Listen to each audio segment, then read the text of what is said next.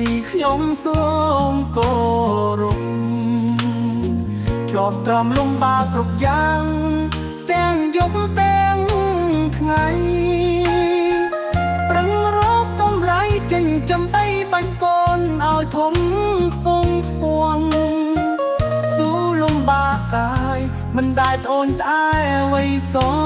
ឡើយអូននាងម្ដាយអើយទឹកចិត្តម្ដាយថ្លៃពេកហើយ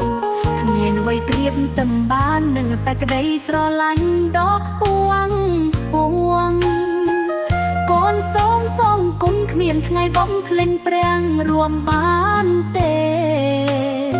ម្ដាយជាម្លប់ត្រជាក់នៅក្នុងបេះដូងកូនជា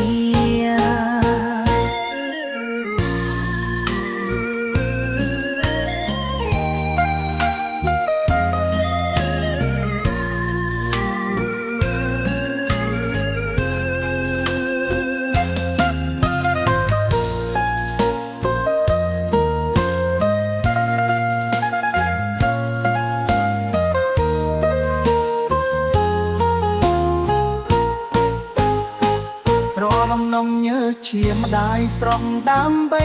អនាគតកូនរាល់ពាក្យពុំមាត់ម្ដាយផ្ដាំផ្ញើឲ្យកូនរៀនសូត្រពេលកូនឈឺម្ដងម្ដាយដឹងហើយអត់ង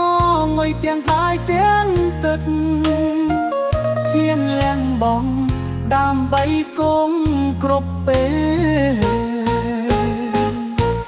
នាងម្ដាយអើយទឹកចិត្តម្ដាយថ្លៃពេ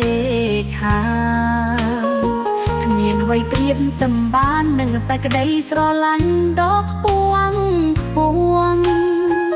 កូនសូមសងគុណគ្មានថ្ងៃបំភ្លេចប្រាំងរួមបានទេ